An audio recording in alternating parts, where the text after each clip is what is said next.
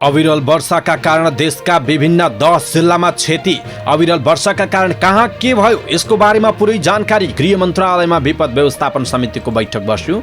सरकारमा जाने एकीकृत समाजवादी पार्टीको निर्णय मन्त्रालय टुङ्गिएपछि मन्त्री चयन गर्ने। एकीकृत समाजवादीले आइतबार दलको नेता चयन गर्ने। एकीकृत 5 सदस्यीय स्थायी कमिटी गठन। दलविहीन भइसकेको महन्त ठाकुर पक्षको उद्धार गरिदिएको जनता समाजवादी पार्टीका अध्यक्ष उपेन्द्र यादवको भनाई। प्रभुराम शर्मा प्रधान सेनापतिमा नियुक्त। प्रदेश नम्बर 1 मा तिवारी र सामसोहाङ मन्त्री नियुक्त। संवैधानिक परिषदको मुद्दाको पेशी आउँदो शुक्रबार तोकियो। प्रधान न्यायाधीश जवरा बिदा बस्ने। गएको 24 घण्टामा नेपालमा थप 2065 जनामा कोरोना भाइरसको संक्रमण पुष्टि। 2337 जना संक्रमण मुक्त। बाढी प्रभावितका लागि भारतले दियो 8 करोड बराबरको राहत सामग्री। सप्तकोशी नदीमा पानीको बहाव बढ्दै सतर्क रहन प्रशासनको आग्रह। सोलुखुम्बुमा 1 हप्तादेखि हवाई उडान ठप्प हुँदा लुक्लामा तरकारीको अभाव। 44 किलो गाँजा सहित मकवानपुरबाट 2 जना पक्राउ। प्रत्यक्ष विदेशी लगानी भित्र्याउने न्यूनतम सीमा घटाउन उद्योग विभागको प्रस्ताव। काबुलमा फेरि आक्रमण हुन सक्ने चेतावनी र क्रिकेटका मुख्य प्रशिक्षक वाटमोरले दिए राजीनामा।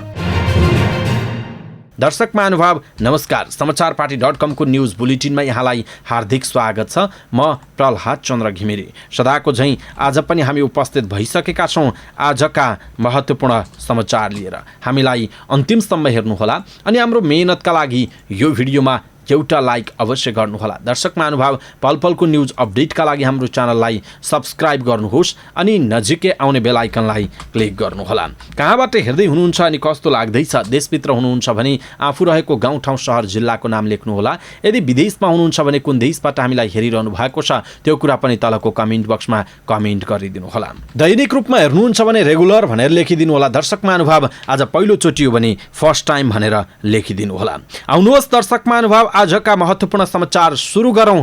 अविरल वर्षाले मुलुकका विभिन्न 10 जिल्लामा क्षति पुर्याएको प्रसङ्गबाट। बिहिबार रातिदेखि परेको अविरल वर्षाका कारण देशका 10 जिल्लामा क्षति पुगेको छ। पहिरोको कारण 2 जना बेपत्ता र 1 जना घाइते भएका छन्। राष्ट्रिय विपद जोखिम न्यूनीकरण तथा व्यवस्थापन प्राधिकरणका अनुसार नवलपरासी पूर्वको हुप्सेकोट गाउँपालिका 4 मा पहिरो जाँदा 1 घर पूर्ण रूपमा क्षतिग्रस्त भएको छ। घटनामा एकै परिवारका 3 जना बेपत्ता भएका छन्। 4 घरेका हस्तबहादुर पुलामीको घर माथिबाट पहिरो खस्दा 50 वर्षीय धनमाया पुलामी र उनकी 2 नातिनीहरू 7 वर्षीय भूमिसरा र 6 वर्षीय देवमाया बेपत्ता भएको गाउँपालिका अध्यक्ष लक्ष्मी देवी पाण्डेले बताउनुभयो। प्राधिकरणका अनुसार नवलपरासी पूर्वकै गैंडाकोट 9 थुम्की बजार नजिकै पूर्व पश्चिम राजमार्गमा पहिरोले रुख लडाउँदा अवरुद्ध राजमार्ग पन्छाउने क्रममा 1 जना घाइते भएका छन्। मिनी ट्रकका 1 जना सहचालकले रुख पन्छाउने क्रममा अर्को रुख ढलेपछि उनी घाइते भएको बताइएको छ। घाइते व्यक्तिलाई उपचारका लागि नयाँ मेडिकल कलेज चितवन लगिएको बताइएको छ। उता ताप्लेजुङको 8 राई त्रिवेणी गाउँपालिका 1 ढाडीमा सिंहदेवी आधारभूत विद्यालयमा पहिरो गएको छ। घटनामा विद्यालयको पर्खाल पूर्ण रूपमा भत्किँदा 15 लाख रुपैयाँ बराबरको क्षति भएको प्रहरीले जनाएको छ। भोजपुरको सडानन्द नगरपालिका 6 सालमेटोलमा 2 वटा घर पहिरोले बगाएको छ। घटनामा 40 लाख रुपैयाँ बराबरको क्षति भएको जनाइएको छ। यता अविरल वर्षाका कारण घर भत्कँदा 5 वटा जिल्लामा पशु चौपाय, धनमाल तथा भौतिक संरचनामा क्षति पुगेको छ।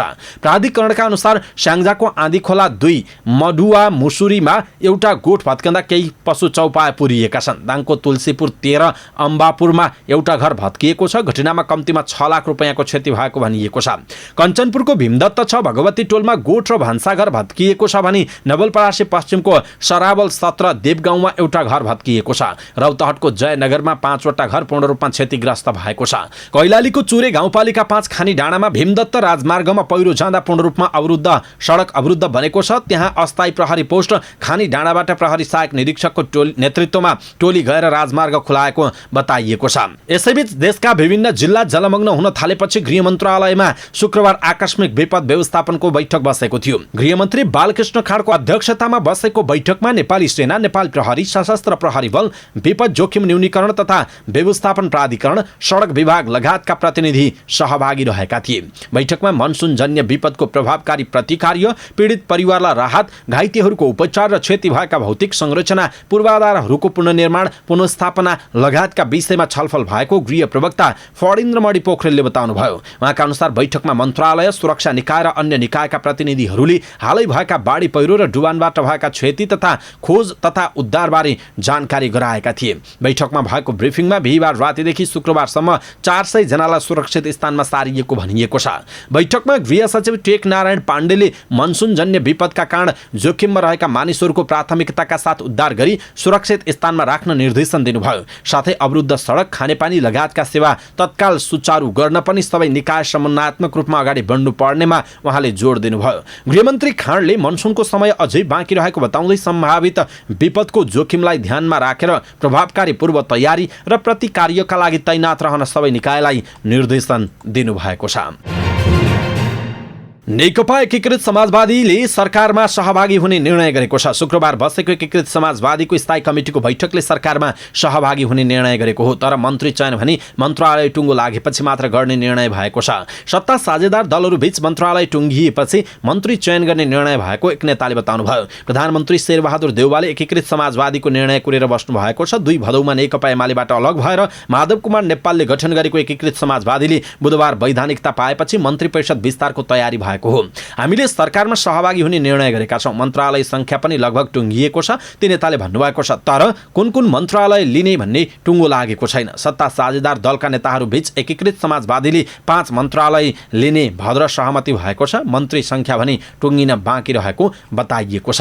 यसैबीच नेकपा एकीकृत समाजवादीले आज संसदीय दलको नेता चयन गर्ने तयारी गरिरहेको छ। नेकपा एमालेबाट अलग भएका पूर्व प्रधानमन्त्री माधव कुमार नेपाल नेतृत्वको एकीकृत समाजवादीले 9 भदौमा नयाँ दलको वैधानिकता पाएको छ, तर दलको नेता भने चयन भएको छैन।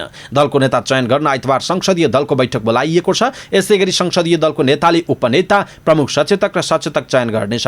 एकीकृत समाजवादीमा प्रतिनिधि सभामा 23 र राष्ट्रिय सभामा 7 सांसद छन्, तर दल दर्ताका बेला शनाखत गर्न नपाएका प्रतिनिधि सभा सदस्यहरू सोमप्रसाद पाण्डे, तुलसा थापा र माया गेवाली अनि राष्ट्रिय सभाका शारदा देवी भट्ट पनि आफूहरूसँगै रहेको एकीकृत समाजवादीका नेताहरूले दाबी गरेका छन्। यसैबीच नेकपा एकीकृत समाजवादीले 5 सदस्यीय स्थायी कमिटी पनि बनाएको छ। नेकपा एमाले हुँदाकै 5 जना रहेको स्थायी कमिटी कायम गरेर स्थायी कमिटी बनाइएको हो। स्थायी कमिटीमा अध्यक्ष माधव कुमार नेपाल, वरिष्ठ नेता झलनाथ खनाल, मुकुन्द नेउपाने, बेदुराम भूषाल र प्रमेश हमाल रहनु भएको छ।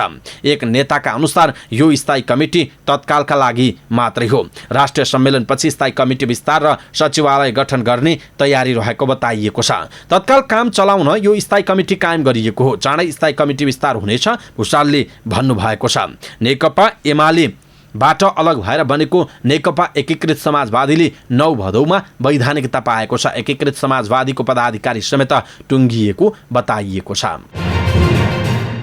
जनता समाजवादी पार्टी जसपाका अध्यक्ष उपेन्द्र यादवले दलविहीन भइसकेको महन्त ठाकुर पक्षको आफूहरूले उद्धार गरेको बताउनु भएको छ। प्रतिगमनको मतिहार बनेर दलमा फँसेपछि महन्त ठाकुर पक्षलाई आफूहरूले उद्धार गर्न लगाएको उहाँको भनाइरहेको छ।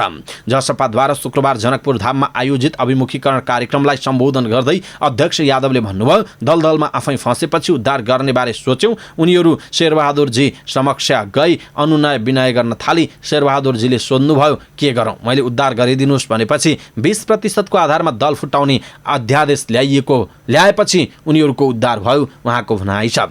उद्धार भएपछि 2-4 जनाको समूह बनाएर महन्त ठाकुर पक्ष अलग भएको पनि यादवले बताउनु भएको छ। राष्ट्रपति विद्यादेवी भण्डारीले कायम मुकायम प्रधान सेनापति प्रभुराम शर्मालाई प्रधान सेनापतिमा नियुक्त गर्नु भएको छ। नेपालको संविधानको धारा 267 को उपधारा 5 बमोजिम मन्त्री परिषदको सिफारिसमा हाल नेपाली सेनाको कायम मुकायम जिम्मेवारी सम्हाल्दै आउनुभएका बलाधिकृत रथी प्रभुराम शर्मालाई प्रधान सेनापतिमा नियुक्त गर्नु भएको हो। प्रधान सेनापति पूर्णचन्द्र थापाको 3 वर्षीय पदावधि आउँदो भदौको 24 गते समाप्त हुँदैछ।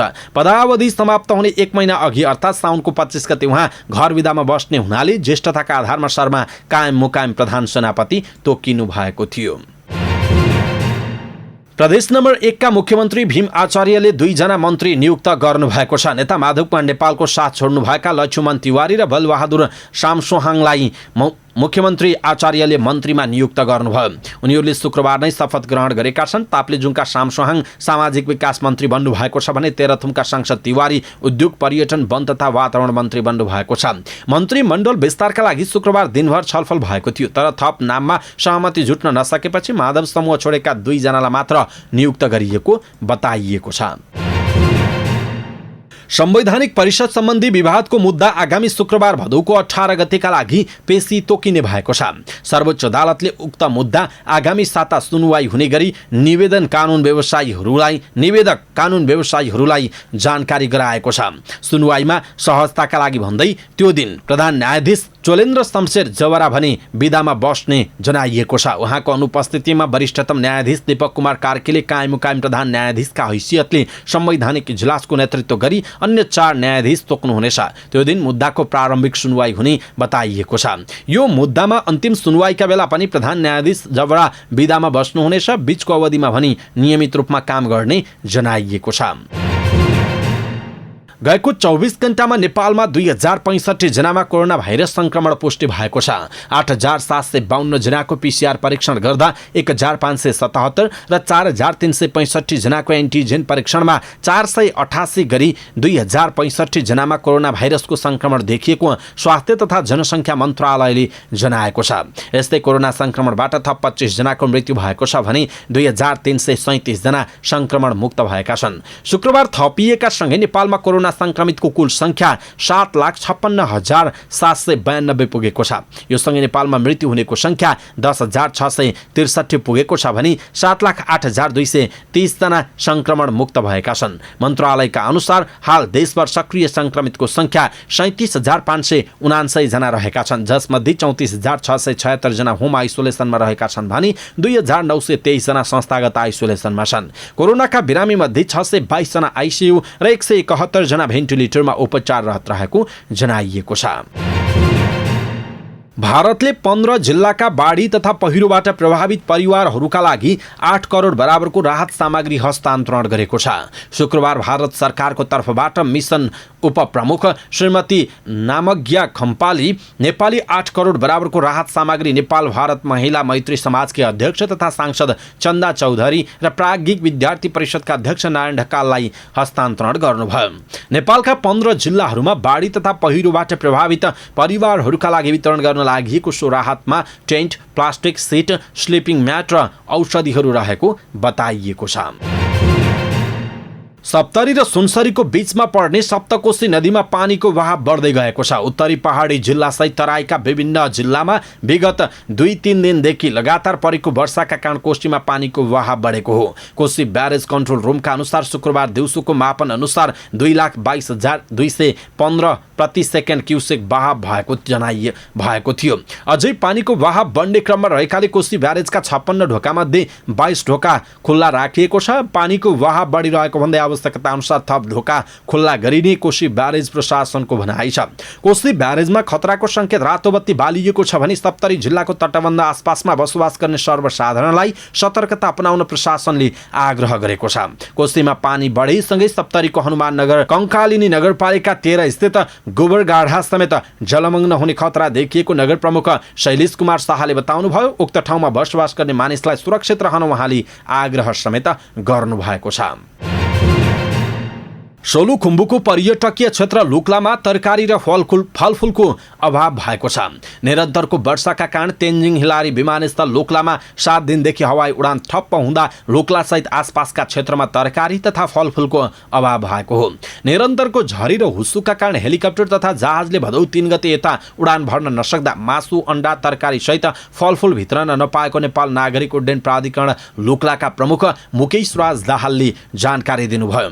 उहाँका अनुसार 1 गते एउटा, 2 गते 2वटा र 3 गते एउटा विमानले उडान भरे पनि त्यसता उडान भर्न सकेका छैनन्। अन्य खाद्यान्न यसअघि भण्डारण गरेर राखिएकाले समस्या नभए पनि तरकारी तथा फलफुल भने भण्डारण गर्न नमिल्ने भएकाले समस्या भएको स्थानीय होटल व्यवसायी तोया कुमार श्रेष्ठले बताउनु भएको छ।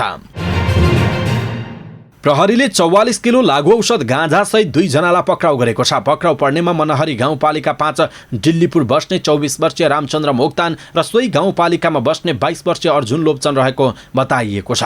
जिल्ला प्रहरी कार्यालय मकुवानपुरबाट खटिएको प्रहरी टोलीले जिल्ला मकुवानपुर मनहरी गाउँपालिका 5 जयसिंह स्थित खोलाको किनारमा 44 किलो गाँजाको भारी बोकेर हिँडिरहेको प्रहरीको दाबी छ। पक्राउ परेका उनीमाथि थप अनुसन्धान भइरहेको प्रहरीले जनाएको छ। उद्योग विभागले प्रत्यक्ष विदेशी लगानी भित्र्याउने न्यूनतम सीमाको थ्रेसहोल्ड घटाउन प्रस्ताव गरेको छ। नेपालमा वैदेशिक लगानीको अवस्थाबारे विभागले गरेको एक अध्ययनपछि सेवामूलक समिति क्षेत्रमा रोजगारी वृद्धिका लागि हाल कायम न्यूनतम लगानीको सीमा घटाउन प्रस्ताव गरिएको विभागले जनाएको छ। नेपालमा लगानी भित्र्याउन चाहने विदेशी लगानीकर्ताले अहिले कम्तीमा 5 करोड लगानी ल्याउनै पर्ने सीमालाई घटाउँदा लगानी बढ्ने र रोजगारी वृद्धिमा सहयोग पुग्ने देखिएको विभागका महानिर्देशक जीवलाल भुषालले बताउनु भयो। 5 करोड भन्दा कम लगानीमै गर्न सकिने सूचना प्रविधि, परामर्श सेवा, क्षमता वृद्धि, तालिम केन्द्र जस्ता सेवामूलक क्षेत्रमा सो थ्रेसहोल्ड नराख्न प्रस्ताव गरेका छौँ, महानिर्देशक भुषालले भन्नुभएको छ। सानो तर रोजगारी र अर्थतन्त्रलाई प्रत्यक्ष लाभ दिने विदेशी लगानी भित्र्याउन यस्तो सुझाव दिइएको भुषालले बताउनु भएको छ। अफगानिस्तानको काबुलमा फेरि आक्रमण हुन सक्ने चेतावनी दिइएको छ। काबुल विमानस्थल रकेट आक्रमण र गाडीमा बम राखेर आक्रमण हुन सक्ने खतरा रहेकाले उच्च सतर्कता अपनाइएको अमेरिकी सेनाले जनाएको छ।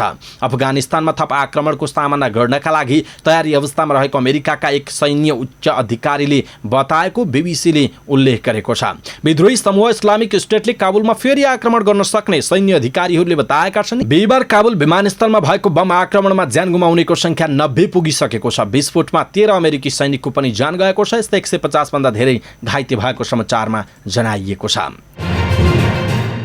र नेपालको राष्ट्रिय क्रिकेट टिमका मुख्य प्रशिक्षक डेभ वाटमोरले राजीनामा दिएका छन्। वर्ल्ड क्रिकेट लिग 2 को त्रिकोणात्मक सिरिज खेल्न ओमान पुगेका उनले इमेल मार्फत नेपाल क्रिकेट संघ क्यानलाई राजीनामा बुझाएका हुन्। क्रिकेट संघका सचिव अशोकनाथ प्याकुरेलले मुख्य प्रशिक्षक वाटमोरले राजीनामा दिएको पुष्टि गर्नुभयो। सेप्टेम्बर 13 देखि 20 सम्म हुने नेपाल, अमेरिका र ओमानको त्रिकोणात्मक सिरिज मुख्य प्रशिक्षकबाट बिदा लिन चाहेको उहाँले उल्लेख गर्नुभयो। राजीनामा पत्रमा महामारीका बेला परिवारसँग टाढा बस्नु उपयुक्त नलागेको उल्लेख गर्नुभयो क्यान सचिव प्याकुरेलले भन्नुभएको छ। उहाँले व्यक्तिगत कारण भन्दै राजीनामा दिनुभएको छ। हामी उहाँसँग एकपटक छलफल गर्छौं, उहाँको भनाइ छ। क्रिकेट संघले वाटमोरलाई 2 पुस 2077 मा 1 वर्षका लागि मुख्य प्रशिक्षक नियुक्त गरेको थियो। श्रीलङ्कालाई विश्वकप जिताएका प्रशिक्षक वाटमोर नेपाल आउनु अघि सिङ्गापुरको प्रशिक्षक रहनु भएको थियो। प्रशिक्षण करियरको उत्तरार्धमा रहनुभएका उहाँ नेपालमा राम्रो प्रभाव छड्न चाहनुहुन्थ्यो, तर नेपालमा सोचे जस्तो भएन। एक त कोरोना महामारीका कारण लामो समय क्रिकेट गतिविधि ठप्प जस्तै भयो, त्यसमाथि क्रिकेट संघको व्यवस्थापन पनि भद्रगोल रह्यो। श्रम सम्झौताकै कारण उहाँले सुरुको 3 महिना समयमा तलब पाउन नसकेको क्यान स्रोतले बताएको छ। पछिल्लो पटक राष्ट्रिय टिमका पूर्व कप्तान पारस खड्काले अन्तर्राष्ट्रिय क्रिकेटबाट सन्यास लिनुभयो, जुन उहाँका लागि अनपेक्षित रहेको थियो। अवस्था दर्शक महानुभाव, आजका महत्त्वपूर्ण समाचार यति नै। हामीले प्रस्तुत गरेका समाचारहरूप्रति तपाईको धारणा के छ? आफ्नो धारणा तलको कमेन्ट बक्समा कमेन्ट गर्नुहोला। हाम्रो मेहनतका लागि यो भिडियोमा एउटा सानो लाइक अवश्य गर्नुहोला। दर्शक महानुभाव, पलपलको न्युज अपडेटका लागि हाम्रो च्यानललाई सब्स्क्राइब गर्नुहोस् अनि नजिकै आउने बेल आइकनलाई क्लिक गर्नुहोला। पलपलको न्युज अपडेटका साथ फेरि हाम्रो भेट हुनेछ। तपाईँ समाचारपाटी.com हेर्दै गर्नुहोस्। नमस्कार।